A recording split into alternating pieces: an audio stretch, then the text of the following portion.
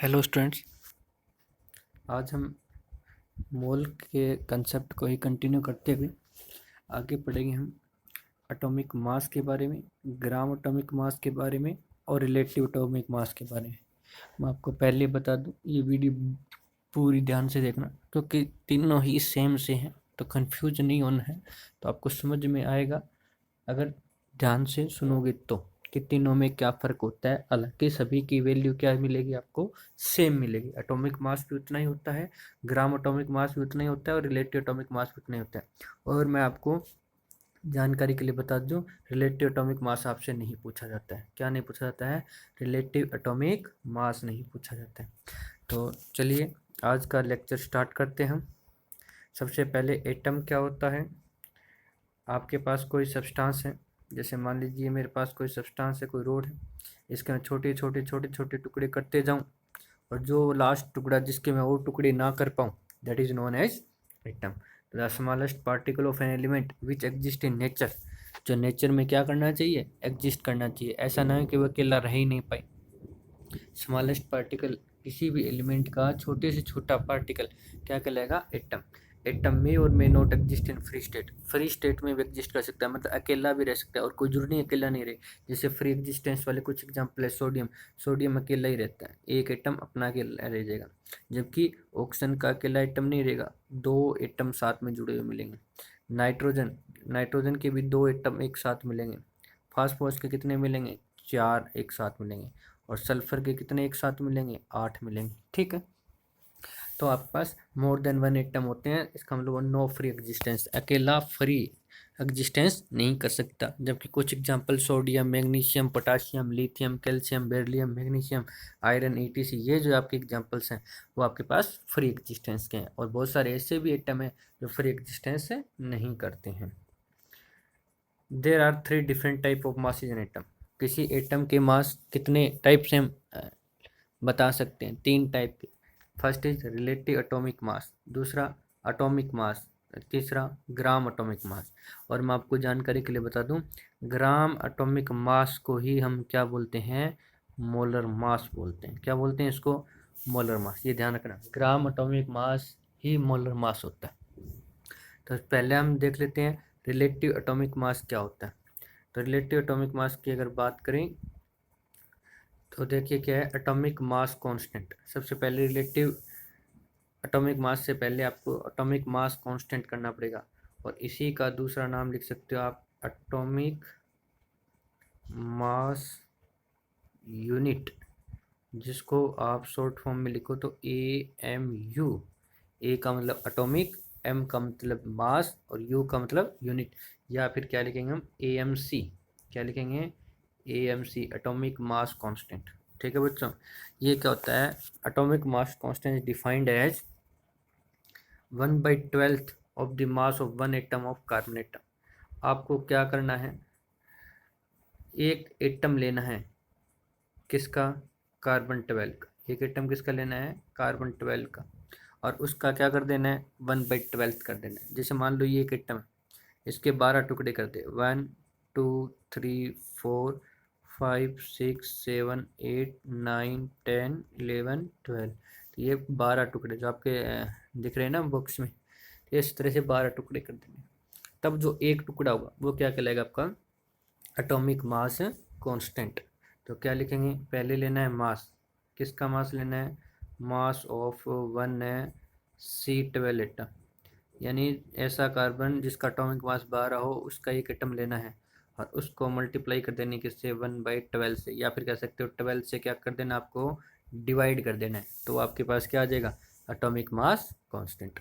ठीक है, ये फॉर्मूला बहुत ध्यान रखना है आपको, इसी से सारे रिलेशन बनेंगे। एटॉमिक मास कांस्टेंट क्या होता है कि जो एक एटम होता है कार्बन का, जिसका मास 12 होता है, उसका अगर 1/12 कर दें तो आपके पास एटॉमिक मास कांस्टेंट निकल जाता है। अब जैसे देखिए, आपको पिक्चर में लग रहा होगा, जैसे मेरे पास मान लीजिए एक मेजरमेंट है और वो कितने का है? 1 kg का। पर कई बार हम सब्जी वगैरह खरीदने जाते हैं तो उसी 1 kg के बराबर वो कोई ईंट वगैरह रखी होती है। क्या रखी होती है? कोई ईंट वगैरह रखी होती है या कोई और चीज़ रखी होती है। वो अपनी तराजू में एक तरफ रखता है, जो हमारी तराजू होती है, उसमें क्या करता है वो, एक तरफ फ्रूट रखेगा और एक तरफ ये ईंट रख देगा। तो उससे हमने क्या किया, उससे पूछे भाई ये कितने का है, तो वो बोलेगा ये जो ईंट है वो 1 किलो की है, यानी उन्होंने उसके रिलेटिव कर रखा है ना। तो वैसे ही हमें पहले रिलेटिव एटॉमिक मास की बात करते हैं। Relative atomic mass is a dimensionless physical quantity. पहली बात तो इसकी कोई डायमेंशन नहीं होती, यानी कोई यूनिट भी नहीं होगी। ये किस किस का रेशियो है, mass of one atom of element to atomic mass constant. अगर आपको आर एम निकालना है, आर एम का मतलब है रिलेटिव एटॉमिक मास निकालना है, तो आपको निकालना है mass of one atom, mass of one atom divided by क्या कर दोगे, एटॉमिक मास है कांस्टेंट है, और एटॉमिक मास कांस्टेंट क्या होता है 1/12 into mass of C 12 atom. क्या होता है 1/12 into mass of C 12 atom. ठीक है, अब ये तो कैंसिल हो जाएगा। अब देखो दोबारा से कहूँ मैं, इसको थोड़ा सा आपको मैं बता के चलूँ, ये कितना होता है 1/12 into mass of C 12 atom. तो क्या हो जाएगा 1/12 into mass of C 12 atom कितना हो जाएगा 12, 12 से 12 कितना हो जाएगा 1, यानी ए एम यू किसके बराबर है 1 के बराबर है। तो नीचे तो क्या रहने वाला है आपके पास है 1 रहने वाला है। अगर इस रेशो की बात करें आर एम में, जैसे मैंने ऑक्सीजन का मास लिख दिया कितना 16, तो नीचे एटॉमिक मास यूनिट कितना लिखो 1, तो 16 रहने वाला है। अगर मैं आर एम निकालूँ सोडियम का, आर एम में किसका निकालें सोडियम का, अगर सोडियम का आर एम में निकालें तो सोडियम का मास कितना होता है 23 divide by atomic mass constant 1, तो 23। यानी कहने का मतलब क्या है, जो आपको मैंने पिछली वाली वीडियो में एटॉमिक मास याद कराए थे वही रिलेटिव एटॉमिक मास होता है, और इसके आगे कोई यूनिट नहीं लगा, इसका क्या नहीं लगानी, कोई भी यूनिट नहीं लगानी। रिलेटिव एटॉमिक मास का फॉर्मूला देखो क्या लिखा हमने, relative atomic mass is equal to mass of one atom of an element divide by atomic mass unit या एटॉमिक मास कांस्टेंट। और इसी को मैं क्या लिख सकता हूँ 1/12, क्योंकि एटॉमिक मास कांस्टेंट का अभी पीछे फॉर्मूला लिख के तो वो वैल्यू पुट कर दो एटॉमिक मास कांस्टेंट की 1/12 into mass of one atom of C12 isotope. और ये ट्रिक मैंने बता दी है कि आपके पास जो भी मास होता है वही रिलेटिव एटॉमिक मास होता है। फिर भी आप थोड़ा सा समझ लीजिए, relative atomic mass mass number of element के होता है, और मास नंबर किसके बराबर होता है नंबर ऑफ न्यूक्लियॉन्स के बराबर होता है। मास नंबर किसके बराबर होता है, आपसे पूछ ले कि मास नंबर कितना है, तो एटॉमिक मास ही मास नंबर है। नंबर ऑफ न्यूक्लियॉन्स के, नंबर ऑफ न्यूक्लियॉन्स किसके इक्वल होंगे number of proton and neutrons के बराबर, किसके बराबर होंगे number of proton and neutrons के बराबर। ठीक है बच्चों, कर लो इस तरह से, थोड़ा सा ध्यान से समझते जाना, थोड़ा सा आपको कन्फ्यूजन होगा। अब ये जो है जेड वो आपका एटॉमिक नंबर है, और ए जो है वो आपका मास नंबर है, और एक्स जो होता है वो सिंबल होता है। जैसे इसका अगर रिलेटिव एटॉमिक मास निकालें तो फर्स्ट का कितना आएगा 12, इसका कितना आएगा 13, इसका कितना आएगा 14। ठीक है, नीचे वाले क्या है एटॉमिक नंबर, वैसे ध्यान रखना एक्स क्या रहने वाला आपके पास है सिंबल रहेगा, और ये जो जेड है वो क्या रहने वाला है यहाँ पे जो लगा हुआ है वो आएगा आपका एटॉमिक नंबर, और यहाँ पे जो ए लिखा है वो आपके पास क्या रहने वाला है मास नंबर। ठीक है, अब हम बात करते हैं एटॉमिक मास किसके बराबर होता है। Mass of one atom of an element is called atomic mass. एक एटम का जो मास होता है वो एटॉमिक मास कहलाता है, और इसकी यूनिट क्या होती है एमयू, यानी एटॉमिक मास यूनिट या एटॉमिक मास कांस्टेंट ही एटॉमिक मास यूनिट होती है। एटॉमिक मास यूनिट क्या होती है अभी बताया, एक M is defined as 1/12 mass of one atom of C12 atom. 1 M हो गया फॉर्मूले में 1/12, जो भी पीछे फॉर्मूला लिखा था मास of one atom into 1/12। 1 mole carbon atom का मास कितना होता है 12 ग्राम। तो 1 मोल में कितने एटम होते हैं 6.02 इंटू 10⁻23, तो 12 ग्राम। ठीक है, इसकी वैल्यू पुट कर दी 12 ग्राम के रूप में। एक एटम का कितना हो जाएगा, तो 12 को डिवाइड कर देंगे किससे 6.02 इंटू 10⁻23 से, ऊपर ग्राम था नीचे नंबर है, इसको सोल्व कर लेंगे। ठीक है, सोल्व कर लेंगे तो आपके पास ये आंसर आ जाएगा। आई बात समझिए बच्चों, क्लियर हुआ कि नहीं हुआ। एटॉमिक मास यूनिट क्या होता है कि एक एटम का मास कितना है उसको हम क्या बोलते हैं, एटॉमिक मास यूनिट। अब मैं ये कहता हूँ कि कार्बन का मास बताइए, कार्बन का क्या बताइए, यहाँ पे वापस मैं कहता हूँ आपसे कि कार्बन का मास बताइए, तो आप कार्बन का मास कहोगे 12 ग्राम।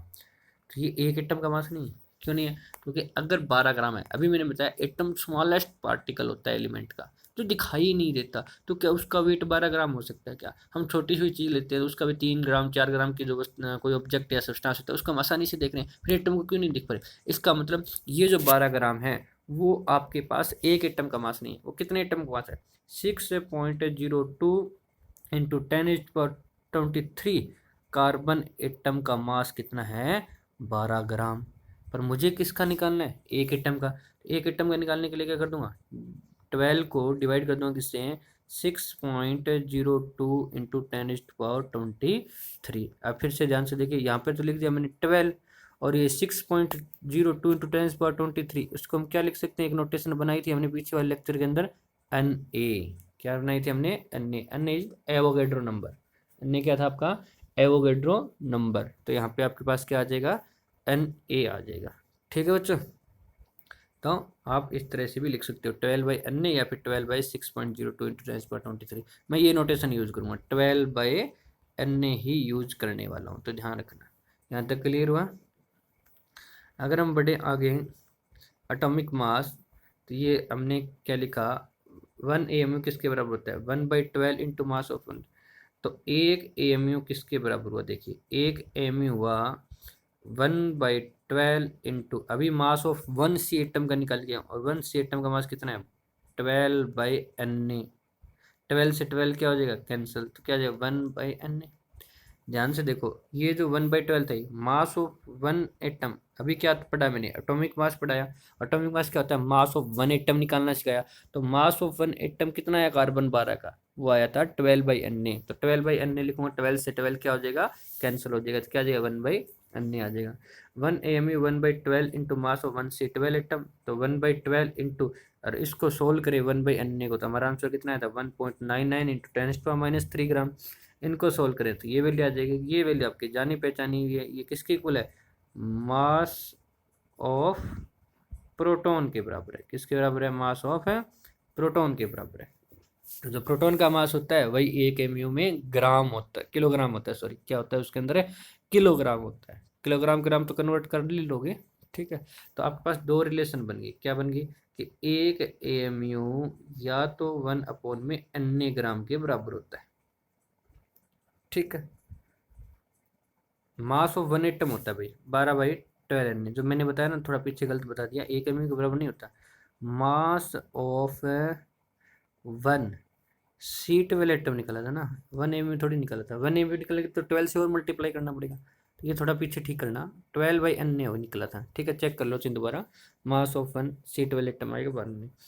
तो और 1 MU किसके बराबर, 1/N। और ग्राम में बात करें इसको और सॉल्यूशन करने के बाद, तो कितना आ जाएगा, 1.67 × 10⁻27 है किलोग्राम, ठीक है।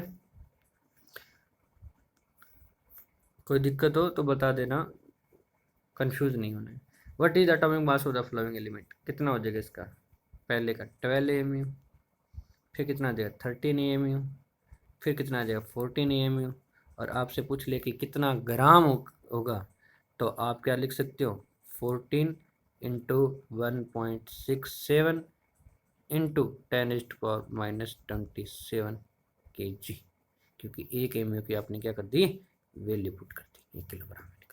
इसी प्रकार इस ऑप्शन का 16, इस 17, इसका 18, इसके आगे क्या लगाना है, AMU।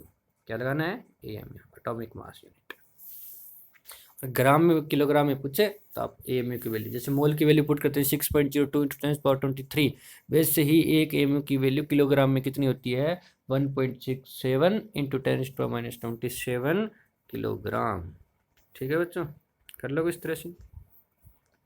नेक्स्ट देखिए, gram atomic mass. Mass of one mole of an atom is called gram atomic mass and its unit is gram, it is also known as molar mass. ये मैं पहले बता चुका था ना, ग्राम एटॉमिक मास को क्या बोलते हैं, मोलर मास। अब हमें क्या करना है, एक एटम का तो निकाल लिया हमने, ठीक है। एक एम हमारे पास किसके बराबर है, देखिए मास ऑफ 1 एटम किसके बराबर है, जैसे मास ऑफ 1 सोडियम एटम, या कोई भी आप एक एटम मान लीजिए, उसका मास कितना होता है, मास ऑफ वन एटम। जैसे आपने लेके चले कार्बन, तो कार्बन का कितना होता है, 12 होता है, ठीक है। ये चीज़ आप जानो। अब ये क्या कह रहा है कि ग्राम एटॉमिक मास निकालना, तो mass of 1 gram of an atom of an element, mass of 1 mole of an element बोल सकते हैं, या फिर mass of 6.02 into 10⁻23 atom of element बोल सकते हैं। हमारे पास कैलकुलेशन क्या है अभी, 12 into mass of 1C12 atom, तो कितना है 1/n आया था ना, ए में किसके बराबर आया था, वन। अब ये तो था एक एटम का मास, कार्बन के एक एटम का मास कितना, 12 इंटू 1/n, इंटू क्या करते हैं, हमें कितने का निकालना है, एक मोल का, और एक मोल में कितना होता है, एन। तो अन्य से अन्य क्या हो गया, कैंसिल, फिर आंसर किस में आ गया, 12। पर इस बार ये आंसर किस में आया है, ग्राम में आया है। ये आंसर किस में आया है, ग्राम। क्लियर हुई ये बात। तो यही चीज आपको ध्यान देनी थी कि सभी की वैल्यू सेम आ रही है। देखो रिलेटिव एटॉमिक मास की वैल्यू वही आई, ठीक है, एटॉमिक मास की वैल्यू आई। रिलेटिव एटॉमिक मास के बाद तो हम कोई यूनिट नहीं लगाते, और एटॉमिक मास में हम एएमयू लगा लेते हैं, और मोलर मास या फिर ग्राम एटॉमिक मास में क्या लगाते हैं, ग्राम। हालांकि वैल्यू क्या रहती है, सेम। ये कितने का था, पीछे वीडियो दोबारा देखिए, ये कितने का था, 12। मान लो मैं कार्बन एटम का मास निकाल रहा हूँ, मास ऑफ 1C12 एटम, तो वो कितना था, 12 इंटू अन्य, और अन्य से क्या करते हैं, मल्टीप्लाई। क्यों कर दिया अन्य से मल्टीप्लाई, क्योंकि ये तो एक एटम का कितने का निकालना था, अन्य का निकालना था, क्योंकि अन्य ही तो मोल होता है, ठीक है। कर लोगे इस तरह से, तो कंफ्यूज नहीं होना है, थोड़ा सा आराम से वीडियो को देखोगे तो हो जाएगा, ठीक है। ये देखो आपके पास मास नंबर ग्राम के बराबर आ गया, मास ऑफ 1 मोल एटम, तो mass of 1 atom into number of atom in 1 mole. Mass number एक एटम में कितना होता है, मास नंबर एम होता है 1/n। Mass number into M किसके बराबर बताया था, 1/n, तो 1/n इंटू n, तो n से n क्या कैंसिल हो गया, तो क्या बच गया, मास नंबर बच गया, ठीक है। अगर हम बात करें ग्राम एटॉमिक मास और इनके सभी की डिटेल में, तो आपके पास जब एटॉमिक मास को कन्वर्ट करोगे ग्राम में, तो ये ग्राम एटॉमिक मास हो जाता है। Magnitude of mass is same रहता है, ओनली यूनिट डिफरेंस। वैसे तो सभी की, जैसे ये यूनिट लेस होता है, मतलब कार्बन का रिलेटेड एटॉमिक मास पूछे 12, एटॉमिक मास पूछे 12 AMU, और इसका पूछे तो 12 ग्राम, ठीक है। अब मोल किसके बराबर होता है, ये जो 12 ग्राम जो मास है ना, और मैं कहता हूँ देखिए आपके पास है 1 मोल कार्बन का मास कितना है, 12 ग्राम, कितना है, 12 ग्राम। क्लियर हुआ यहाँ तक। मैं कहता हूँ आपको दिए 36 ग्राम दिया, कार्बन कितना दिया, 36 ग्राम। तो आप बताइए इसे मोल कितने मिलेंगे, तो आपको पता है कि 12 ग्राम का 1 मोल बनेगा, 36 ग्राम का कितना बनेगा, 3 ग्राम। बहुत आसानी से निकाल दिया आपने। कैसे किया, 36 को 12 किया किससे, 12 से 36 को 36 को डिवाइड किया कितने से, तो ऊपर क्या लिखा मैंने, जो मैंने मास दिया अभी 36 ग्राम में कितने होंगे, तो ऊपर आएगा गिवन एटॉमिक मास, यानी गिवन मास, ठीक है। और नीचे कौन सा आएगा, 12 ग्राम। 12 ग्राम क्या था आपका, ग्राम एटॉमिक मास, या फिर ग्राम एटॉमिक मास को क्या बोलते हैं, मोलर मास। तो फॉर्मूला क्या बन गया, number of mole is equal to given weight या given mass divide by molar mass. ये जो फॉर्मूला में बार बार आज समझ में आया, प्रूव किया ना इसको। ये जो 12 ग्राम लेते हैं वो 1 मोल का होता है, और मैं कहता हूँ आपको मैंने कार्बन दिया 36 ग्राम, तो बताइए इसमें कितने मोल होंगे। तो आपको समझ में आया कि 1 मोल में 12 ग्राम होते हैं, तो 36 ग्राम में कितने मोल हो जाएंगे, तो 12 का 1 कर दिया, फिर 12 का 1 कर दिया, फिर 12 का 1, यानी कितने बार कर देंगे हम, 3 बार। तो नंबर ऑफ मोल कितने हो जाएंगे, 3, ठीक है। जैसे मान लो मैं कहता हूँ 1 दर्जन में 12 होते हैं, और मैं आपको कहता हूँ 36 केले हैं मेरे पास, तो कितने दर्जन हुए, तो आप कैसे निकालो, 3। तो वैसे ही तो निकालना है, क्या करते हो आप, जो संख्या दी होती है उसका 1 दर्जन में कितना होता है उसे डिवाइड कर देते हो। तो वैसे ही आपको मोल निकालना है, तो आपको गिवन मास कितना, और 1 मोल में कितना होता है उसको डिवाइड कर दो। 1 मोल में जितना होता है उसको हम क्या बोलते हैं, ग्राम एटॉमिक वेट या ग्राम एटॉमिक मास या फिर मोलर मास। क्लियर बच्चों। तो ऐसे ही धीरे धीरे फॉर्मूले सारे प्रूव होते जाएंगे। कैलकुलेट रिलेटिव एटॉमिक मास ग्राम एटॉमिक मास, ऑप्शन 16, तो इसका 16 रहेगा। एटॉमिक मास क्या रहेगा, 16 AMU, ग्राम क्या रहेगा, 16 ग्राम, ठीक है। और कोई फर्क नहीं होता, बाकी सभी आप निकाल के देखो, ये आपका क्या रहेगा, होमवर्क रहेगा, ठीक है बच्चों। सिंपल क्वेश्चन कर लो, 1-2 करवा देता हूँ, बाकी आप देख लेना। 80 ग्राम ऑफ ऑक्सीजन 16, इसमें कितने ग्राम एटम होंगे और कितने नंबर ऑफ एटम होंगे। अब आपके पास 80 ग्राम की बात कर रही है, तो आप यहाँ से क्या निकाल सकते हो, मास निकाल सकते हो। जैसे नंबर ऑफ मोल्स निकालना हो इसमें, ठीक है, नंबर ऑफ मोल्स निकालना, तो गिवन मास कितना है 80 डिवाइड बाय ऑक्सीजन का मास कितना होता है 16, तो नंबर ऑफ मोल कितना आ गया 5। अब आपको पता है एटम पूछा है, क्या पूछा है, नंबर ऑफ एटम, तो नंबर ऑफ एटम पूछा है, तो आपको पता है नंबर ऑफ मोल कितना आया 5, तो N5 आया 5 मोल। आपको पूछिए संख्या, तो F5 is equal to, number निकालने के लिए मोल की वैल्यू पुट कर दो 6.02 इंटू 10⁻23, ये एटम। इसी प्रकार नीचे, पर इतना ध्यान रखना किलोग्राम को पहले किस में कन्वर्ट करोगे ग्राम में, मिलीग्राम को किस में कन्वर्ट करोगे ग्राम में, नीचे ग्राम है, ये दो नंबर 2 और नंबर 3 है, इसको क्या करोगे आप किलोग्राम को ग्राम में और मिलीग्राम को भी ग्राम में कन्वर्ट करोगे। ये भी आपका होमवर्क है, मास ऑफ 1 एटम और मास ऑफ 1 मोल एटम, बहुत आसान है। एक एटम का मास कितना होता है और मास ऑफ 1 मोल एटम कितना होता है, ठीक है बच्चों, बिल्कुल बेसिक करवाया आज। ये थोड़ा अच्छा क्वेश्चन है, ये बता देता हूँ, देखो क्या कहते हैं। मोलर मास दे रखा है 2 एलिमेंट का, पी और क्यू जो 2 एलिमेंट है उनका 20 ग्राम दे रखा है, 40 ग्राम दे रखा है, मोलर मास दे रखा है। If x gram of P contain Y atom, अगर एक्स ग्राम पी के अंदर वाई एटम है, तो फाइंड कीजिए number of atom in 2x gram of Q के अंदर। ठीक है, स्टार्ट करते हैं। सबसे पहले क्या कह रहा है, नंबर ऑफ मोल निकाल लेते हैं। नंबर ऑफ मोल निकालना, आपको ये ध्यान रखना, केमिस्ट्री में नंबर ऑफ मोल बहुत इंपॉर्टेंट है। कितना दे रखा है, एक्स ग्राम दे रखा है, और x gram divide by molar mass कितना देखा 20, और यही कह रहा है कि जो x/20 है ना, इतने मोल के अंदर कितने एटम होते हैं, वाई एटम होते हैं। कितने एटम होते हैं, वाई एटम।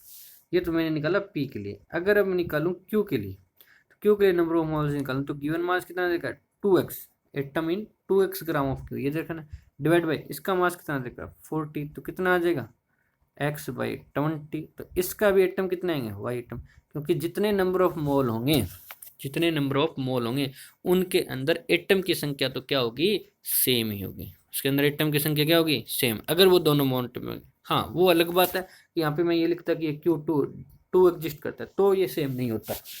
वैसे मैं ये कहूँ कि मान लीजिए एक दर्जन केले, तो उसकी संख्या कितनी होगी 12, और मैं कहता हूँ एक दर्जन सेब, तो इसमें भी संख्या कितनी होगी 12, तो संख्या तो बराबर ही रहेगी ना। वो अलग बात है कि वो चीज़ आपकी सिंगल रहती है और एक आपको जुड़ी हुई मिलती है, तो वो डबल हो जाएगी, इसलिए हम 2y लिखते हैं इसमें। अगर Q2 होता है ना, तो 2y एटम होते हैं इसके अंदर, कितने होते हैं 2y एटम। क्लियर है। अभी तो ये भी फ्री स्टेट में एग्जिस्ट कर रहा है और ये भी फ्री स्टेट में एग्जिस्ट कर रहा है, तो आंसर कितना आ जाएगा वाई एटम, क्योंकि दोनों के नंबर ऑफ मोल सेम है, दोनों के। Q4 होता है तो 4 से मल्टीप्लाई कर देते हैं। ठीक है बच्चों, आया समझिए। ये आपको पिछले लेक्चर में कर चुके हैं, कैलकुलेट नंबर ऑफ इलेक्ट्रॉन्स कैसे निकालते हैं, इनको आप होमवर्क है आपका, ये भी वैसे सॉल्यूशन कर रखा है। आपको क्या निकालना है, नंबर ऑफ इलेक्ट्रॉन। पिछले वाले लेक्चर के अंदर जिनको नहीं आता है वो देखें, नंबर ऑफ इलेक्ट्रॉन निकालना, नंबर ऑफ चार्ज निकालना और मास निकालना। ठीक है, तो ये भी आपका होमवर्क रहने वाला है। तो आज के लिए इतना ही। अगर आपको लेक्चर समझ में आए हैं तो आप अपने अदर स्टूडेंट्स के साथ भी शेयर कर सकते हैं। आज के लिए इतना ही। थैंक्स बच्चों।